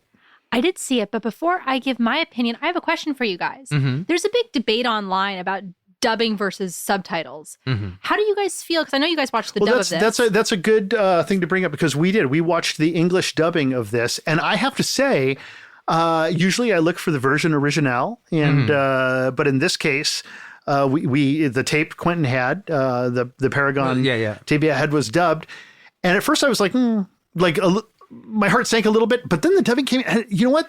The English Loop group, or whoever it was, the ADR group that did the post dubbing on this, did such a good job. They really, and I've only seen the Fantastic Planet dubbing, English dubbing is also really good. And this one, I absolutely, I haven't seen the Italian version. Yeah, where I'm coming from on this. Look, if I was going out to the Laemmle in Santa Monica to see Cafe Express when it opened, naturally I want to see it in Italian with subtitles. But when it comes to the movies from the 70s and the 80s, especially if they're Italian, because they're all post-synced anyway, because they don't shoot sync sound, it doesn't really bother me. It doesn't matter. And also at that time, those actors doing the dubbing were so good. That, now look, if you're talking about a Lena Wertmüller film, I would absolutely rather see it.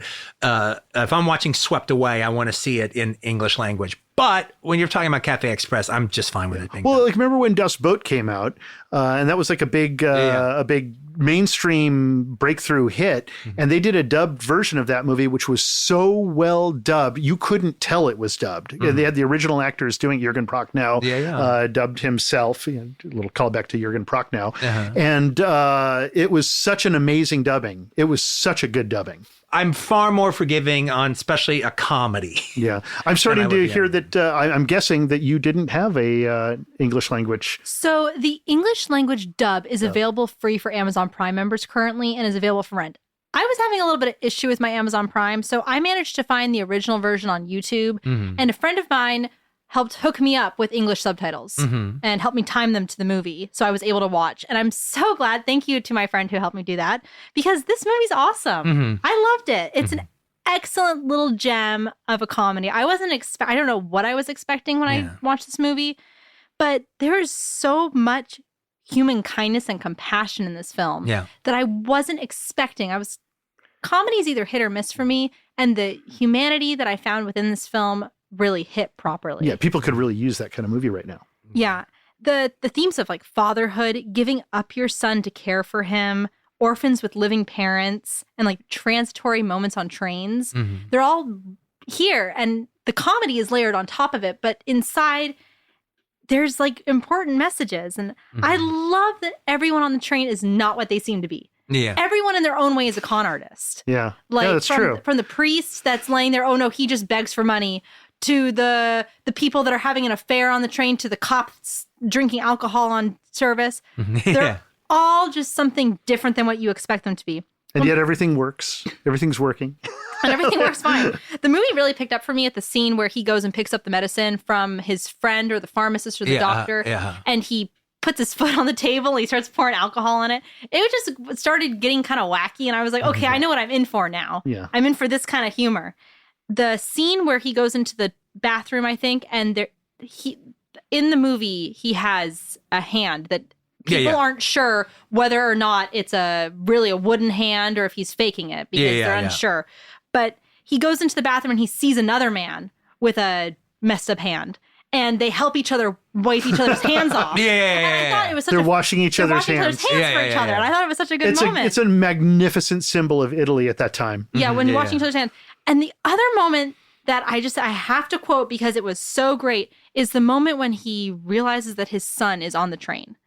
And he sent his son away to boarding school to give him something he couldn't have. And his son is unhappy because he has like a heart issue or a lung issue that doesn't allow him to run and play with the other boys. And he says to his son, they feed you 3 meals a day. Isn't that enough for you? And his son says, no. And he responds, how much do you want to eat?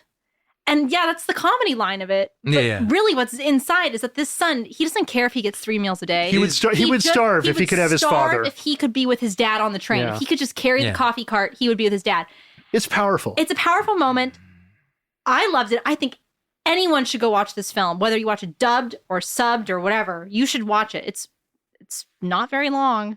Afternoon, go watch it with a cup of coffee. Yeah, I did a little research, and the only thing I was able to find was that in Variety, in the September 1980 issue of Variety, they reviewed it and they listed it at 105 minutes. And now for this release, it was released theatrically at 87 minutes.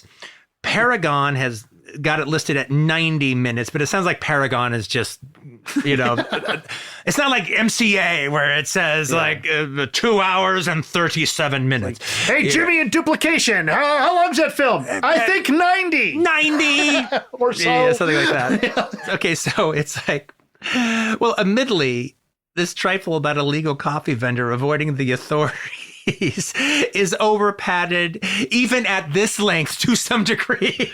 But I am kind of curious to know what happened in those extra 10 minutes. Yeah, what happened in I'm sure it's just another vignette. I picked up my copy on eBay, my VHS, for €20 or $23, and mine is from somewhere called VV Video. So I'm assuming that mine is the original Italian version. So we'll have to see. Yours might actually be 105 minutes. When I get it we'll find out next month, because it takes so long. We will find out. And Video Archives picked up their original tape for $69.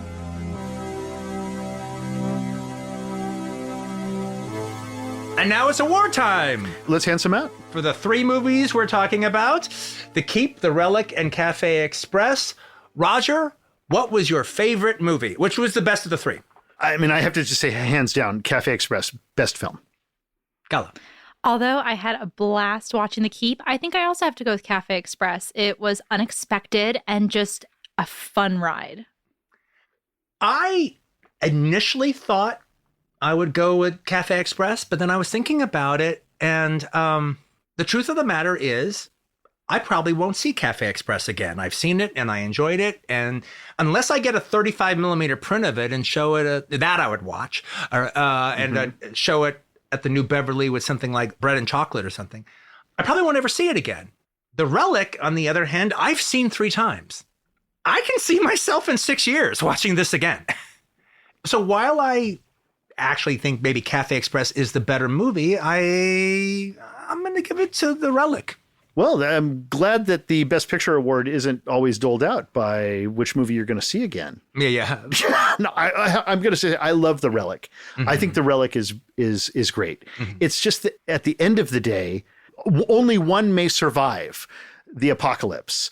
Fiery waste is just going to blow everything to bits except for one of these movies. That's not what we said. Well, I want the best one to survive. In that case, Quentin will be watching The Relic over and over and over. In that case, I would rather watch The Relic over and over again than Cafe Express. Okay, best lead actor. Okay, now that's a tough one for me. That's a tough one because I will say Tom Sizemore, I think, kicks hard ass. Yeah, I do too. You know, with his reliable cop exposition delivering performance. It might be the only performance he's ever given that I'm actually 100% enthusiastic about. Well, I also really like him in Black Hawk Down. I like how he's just walking around, not paying attention to anything that's going on around him. He's just like wandering around. There's blood zinging everywhere. He's not even ducking. He's not wearing a helmet. Like, I love that about him in that movie. However, Nino Manfredi is... Yeah, Nino Manfredi. Nino Manfredi, I just think he's funny. And I feel very, very deep feelings when I'm watching him. And so it's a tough one. It's a toss up between the two for me. Yeah, I because I gave Best Picture myself to Cafe Express, I'm going to go ahead and throw it to Sizemore. Oh, good for you. I'm glad.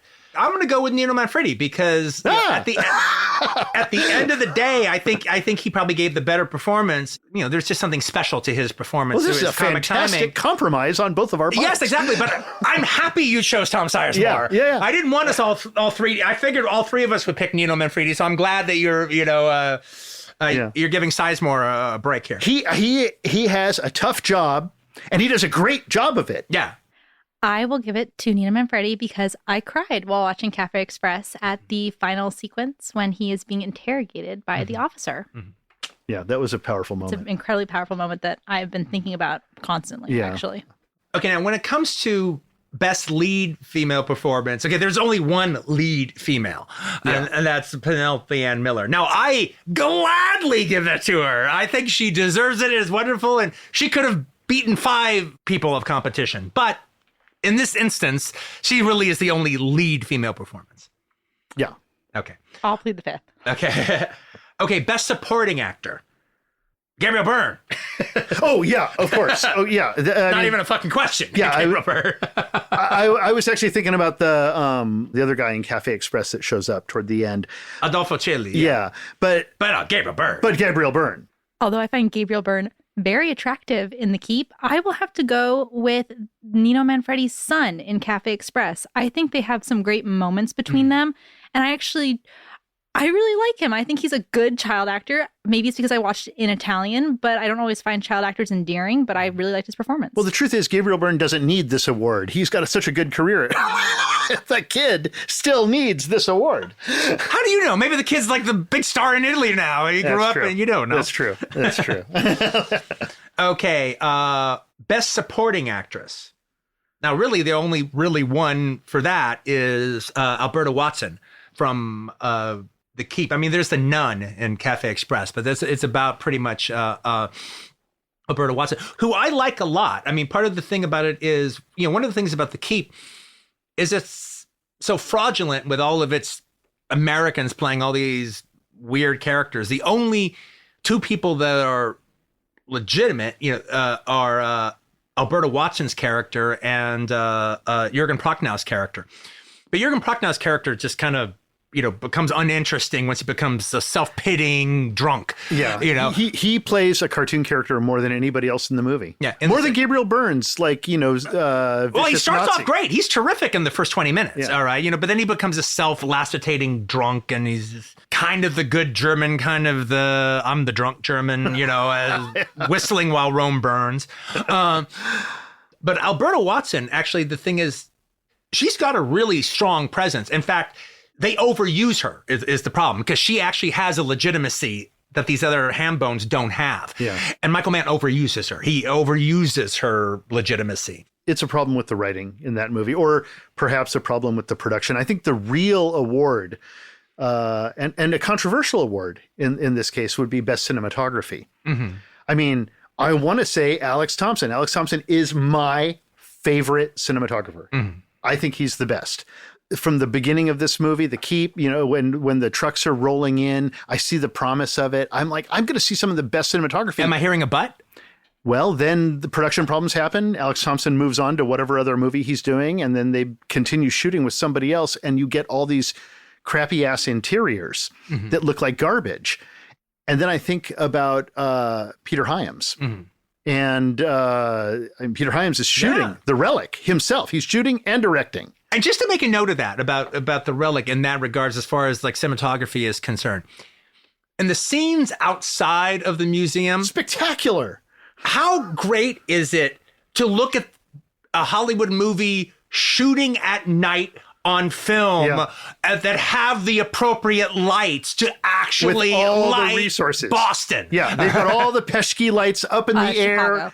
Yeah, Chicago. Yeah. They've got all the pesky lights up in the air. They've got helicopters. They've got a string of limos. They're really rolling it out in only the way that Hollywood can in a movie. I mean, if a director insists on shooting at night on film and lighting it up, nowadays they're looked at as like, oh my God, why do we have to put up with this bullshit? Ain't nobody telling that to Peter Hyams. Yeah, exactly. He owns it. Even Scorsese doesn't shoot film at night anymore. He shoots night on digital. I will go with The Relic too, as far as cinematography. Yeah.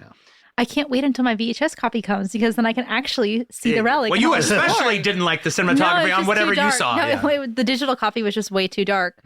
And the streaming copy on... I think I have to pass on this one. I don't think I have an informed decision. But actually, I will say I have to rescind my Best Supporting Actor I will give something to The Relic, the actor that plays the Chinese doctor. No, you liked him. I actually really liked him. I think he was comedic. I thought he was good. I liked him. So, I like that guy. So I like him. So Dr. Lee, I think was his name. So he was great. I'll give it to him. Okay, screenplay. It just seems like we're all going to say Cafe Express unless somebody surprises me. Because the screenplay for The Relic isn't very good, and neither is The Keep. And Cafe Express. If The Keep is even close to the original screenplay, I'm not even sure. Yeah. Well, I think The Keep is a fiasco. All right, The Relic. The Relic is fun when you're watching it. It's when you put it under the microscope that you realize how bad the script disintegrates. And the only one that even makes any sense as best script is. Okay, so now, so this has all been pretty easy, but I guess here is the main question. Best director. Now we come to a question. Yes. Listen, I love Michael Mann, just not this movie. It's going to be Peter Hyams, because Hyams for me too. Peter Hyams it shows such a virility in this film. It's the reason the movie is watchable. Is Peter Hyams' direction. Yeah. He is just... He knows what the fuck he's doing. He knows how to do this. It's only me putting it under a microscope because of this show that I found the problems in it. Yeah. I wouldn't have dwelled on the problems if I had just watched it. Unless you're Gala. Unless you're me. Which I'm going to have to go with Nani Loy for Cafe Express, because I think not only is the movie actually funny. I don't always laugh in comedies, but I found myself laughing here, which I think is partially because of the physicality of the direction. But also it's shot on a train, and I don't know how difficult that is to do, but I feel like it's... And it looks like it was really shot on a train. Shot on a train. Like they went from one place to another. On paper, you think, this is going to be a highly contained, easy to make... it's on a moving train. It's shot on a train like Henry Jaglam's Tracks is shot on a train. For sure. A train that's always moving. Yeah. Yeah. And actually, there were train gags in this movie that I hadn't seen before. Like, just funny things, like when the train jerks and you see the one guy fall down the aisle. Yeah. I really felt the momentum of that train. Okay. Best scene of the three. Oh. Without giving anything away for No, the no, ending okay. of Cafe Express? I can't. Well, I can't say you can- my scene you can because just say the end. my scene that I love that I've been thinking about repeatedly is the end of Cafe Express, and it's kind of the display of how Italian bureaucracy works. Yeah. Okay. Gotcha. And in the world of this movie, and maybe even in the real world. And mine would be when he reveals his hand to the officer that's giving him all these questions, because his hand is, throughout the movie, they've been asking, like, is your hand wood? Is it actually hurt? Are you just like faking it? And he removes his glove and it starts banging on the table because he's been in the war and he has frostbite. And it's just like this tremendously emotional moment where you see this man who just like actually has this malady and no one has believed him. And he's finally just releasing his pain from being cast aside after being in the war. He's been holding in being called fraudulent for so long and not like necessarily fighting it, just making a joke out of it, that when he finally is confronted with revealing it, it is such a powerful, painful scene. Having said that, though, I kind of wondered if he was faking it even then and just really going for it in his. I mean, I know as an actor, but you know he's what doing though? it, But you know what though? within the movie. I think that's what makes a good scene is when you can watch it and think about it and debate about it. But I also love the idea that there are now connections, because now there's a connection between Nino Manfredi and Tommy Sullivan. With their both a connection with a gloved hand that everyone's wondering what the fuck's up with the deal with that. It's a big reveal. It's in both movies. It's one of the best scenes in the movie when he talks about his hand. It might even be a connection to an upcoming episode. Yeah. Yes, right on. And for you, Quentin? I will say the opening credits of The Keep. There was always. It's the reason we fucking watched the thing in the first goddamn place. I would say not just the opening credits, but for me specifically when Gabriel Byrne shows up. Well, that's different though. Yeah, okay, that's different. Which happens a little later. I was back and forth between Gabriel Byrne coming into the village and doing what he does, and then the opening credits, and then the Nazis just arriving in the village, and I decided to go with the opening credits. Those credits are so good. Yeah, like that opening shot, that opening sequence is just so wonderful. Well, it's the number one thing that stayed in my mind about The Keep all these years. Is just that that Tangerine Dream music and that sorcerer truck and the. It just shows how powerful Nazis and mud and drizzle. Yeah. I mean, that promises the movie that we don't get. Well, but the promise of it was still terrific. It also shows the promise of Michael Mann. Like, it just shows how powerful he is, that even with this, I mean, we're calling it a fiasco. Even with this fiasco, it has moments that are arrestingly beautiful and powerful. Yeah, no, absolutely. Like, I was interested in seeing his other stuff because there was still enough in it. One of the greatest stylists of our age. Okay, last thing, and this can be anything. It can be a small part. It can be a great line. It can be a moment. We're not talking about a scene, but just what's your favorite moment of the three? Like I said, a great line, a wonderful little small performance by an actor, or just, like I said, a moment, not a scene, but a moment. I'll start. Okay. I didn't have an answer for it when I was saying the question, but I'll start. The comedy business of Nino Manfredi laying out the coffee cups and laying out the coffee, and then the conductor comes and he snatches them all up and then and splits, and then the customer's like, "What the fuck's going on?" And then the conductor leaves, and now he's back. Boop, boop, boop, boop, boop. Yeah, it would have to be something similar to me with Nino Manfredi, and I would actually probably go right back to that momentum train moment where he times like handing somebody something or unbalancing him a little bit right as the train, because he knows when the shifts in track occur, because he knows the schedule by heart, rhythmically, schedule wise, he knows every single moment. So he knows like right when the train is about to switch tracks from one track to another, and that there's going to be this kind of violent jerking, and he uses it to his advantage as like a superhero would. That's his superpower, is the train itself. And so I just love that moment and especially how that guy goes tumbling down the hall. It felt real. I think I've mentioned a lot of great moments in Cafe Express, but one that I haven't mentioned is I love the line, the woman comes up to him and says, "I'd like a coffee or a cappuccino." And he starts pouring it and she's like, "Oh, I don't have enough money. It's kind of expensive." And she says, "Do you have anything else cheaper?" And he says, "Yes, a cappuccino without coffee." And she says, "What's that?" And he says, "Milk." And she's like, "Well, okay, yeah, I'll take that." Yeah, that was right. I thought it was a really funny line. Okay, Quentin, favorite demon? Is it the Relic? Is it the Keep? Or is it the inner demons of Cafe Express? Because I'm not that excited about the demons in either one of the two horror films, I will go for I will go for the demons of Italian bureaucracy. I'll take it.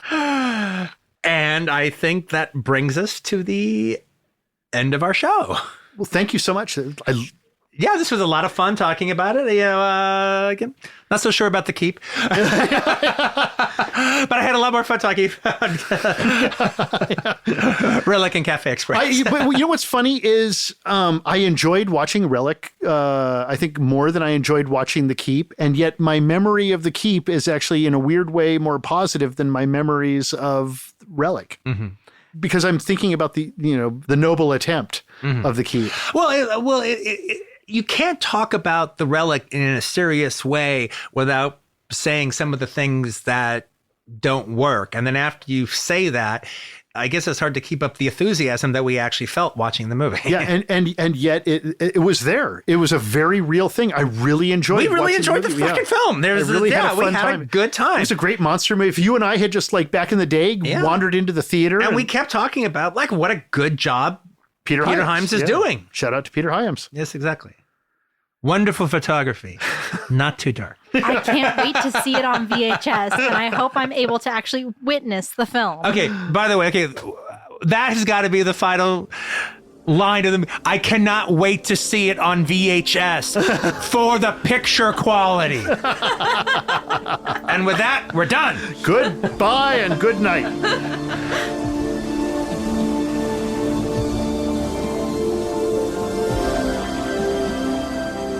The Video Archives podcast is hosted by Quentin Tarantino and Roger Avery and produced by Josh Richmond and Gala Avery. Our engineer is Devin Torrey Bryant, and our executive producers are Colin Anderson and Natalie Mualem. This episode featured additional production by Raven Goldston. We now have Video Archives merch. Go to podswag.com to see everything we have in stock. Find out more about the show by heading to videoarchivespodcast.com. You can also find us on Amazon Music.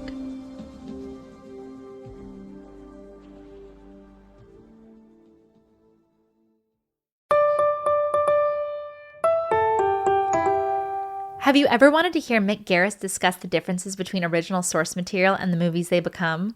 Or Joe Russo's favorite gateways into horror? What about author Max Brooks and how he thinks that Minecraft will literally save humanity? Join me, reporter on the beat Gala Avery, as I get to the bottom of these topics on my new show, The Gala Show.